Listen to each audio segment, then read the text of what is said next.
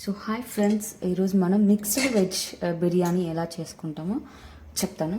So very simple process, మనం పెద్ద పెద్ద కాంప్లికేట్ చేసుకోని అవసరం లేదు. సో ఫస్ట్ నేను ఇక్కడ కొంచెం ఆయిల్ కొంచెం గీ వేసాను అనమాట.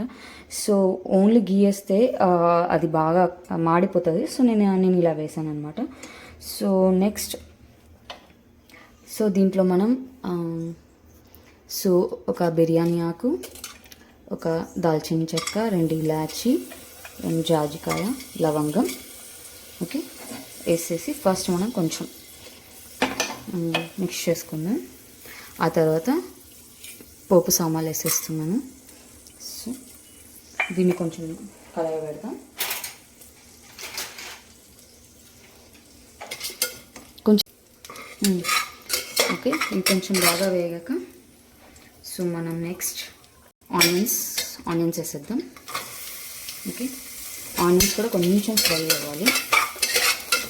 ఓకే, సో నేను ఆల్మోస్ట్ అన్ని సిమ్లోనే చేస్తాను. హైలో చేస్తే కూడా మనకు అంత టేస్ట్ రాదు. సో సిమ్లోనే చేస్తాను. ఆనియన్స్ వేగాక జింజర్ గార్లిక్ పేస్ట్ ఒక స్పూన్ వేస్తున్నాను. సో నెక్స్ట్ టమాటో కొంచెం ఇది ఫ్రై అవ్వాలి. సో టమాటో కొంచెం వేగాక మనకు కావాల్సిన వెజిటేబుల్స్ కట్ చేసుకున్నాను నేను ఆల్రెడీ. సో అవన్నీ వేసేస్తాం. ఫస్ట్ పొటాటో, పచ్చిమిర్చి and carrot, beans and mushroom వేసాను ఏంటి అనుకున్నా, అందుకే నేను మిక్స్డ్ వెజ్ అని చెప్తాను. మిక్స్డ్ వెజ్ అంటే మనకు నచ్చిన వెజిటేబుల్స్ వేసుకోవచ్చు. సో మా ఫేవరెట్ మష్రూమ్. సో నేను మష్రూమ్ వేస్తాను కంపల్సరీ వెజిటేబుల్ రైస్లో. సో కొంచెం వెజిటేబుల్స్ అన్నీ మగ్గిన తర్వాత సో నేను 1/2 కప్ పెరుగు తీసుకున్నాను. అది వేసేద్దాం. సిమ్లో పెట్టే వేయాలి, లేదంటే పెరుగు ఇరిగిపోతుంది. సో అప్పుడు ప్రాబ్లం అవుతుంది. సో కొంచెం ఒకసారి కలపండి. సో కలిపిన తర్వాత మనం ఇంకా నెక్స్ట్ సాల్ట్ వేసేసుకున్నాం మనకు తగ్గినట్టు. నేను 1 స్పూన్ వేస్తున్నాను. సో మళ్ళీ వాటర్ వేసిన తర్వాత మళ్ళీ ఒకసారి చెక్ చేసుకొని మళ్ళీ మిగతా సాల్ట్ వేస్తాను, ఎందుకంటే మళ్ళీ ఎక్కువ అవ్వద్దని. సో హాఫ్ స్పూన్ కారం ఓకే, అండ్ ఇది జీలకర్ర పొడి, ధనియాల పొడి అండ్ గరం మసాలా 3 కలిపి అన్ని 1 స్పూన్ వేసాను. సో కొంచెం మిక్స్ చేద్దాం. సో కొంచెం పసుపు, చిటికెడు పసుపు అంటాం కదా. సో కొంచెం పసుపు, ఏ వంటల్లో అయినా మనం పసుపు వేసి మ్యాండేటరీ అనమాట. మా ఇంట్లో అయితే హెల్త్ మంచిది అని. సో కొంచెం బాగా మగ్గనిద్దాం. ఇది 1 పార్ట్ బిర్యానీ లాగా అనమాట. ఒక దాంట్లోనే మొత్తం అయిపోతుంది. ఓకే, ఒక 5 మినిట్స్ దీన్ని మగ్గనిచ్చామన్నమాట. సో ఇప్పుడు ఓపెన్ చేసి చూస్తే ఇలా ఉంటుంది. ఓకే, సో ఇప్పుడు నేను ఒక కప్పు రైస్కి సో నేను 2 మెంబర్స్కి చేస్తున్నాను. సో అన్ని 1 తీసుకున్నాను. ఆలు 1, క్యారెట్ 1, ఆల్ 1 తీసుకున్నాను. సో నేను ఒక కప్పుకి 1.5 కప్ వాటర్ చేస్తాను మామూలుగా రైస్కి అయితే. సో 2 మెంబర్స్ తీసుకున్నాను. ఇది 2 మెంబర్స్కి కరెక్ట్గా సరిపోయింది. సో ఇలా కొంచెం కలిపేసి సో మనం ఆల్రెడీ నేను నానబెట్టుకున్నాను రైస్. ఈ రైస్ని కూడా దీంట్లో వేసేద్దాం.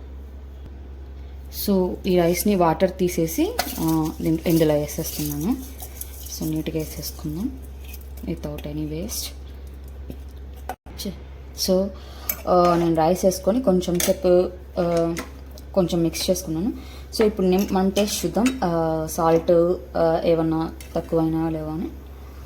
ఓకే, నాకు లిటిల్ బిట్ సాల్ట్ తక్కువైంది. సో నేను కొంచెం, అది కూడా ఎక్కువ కాదు, కొంచెం సాల్ట్ వేస్తున్నాను.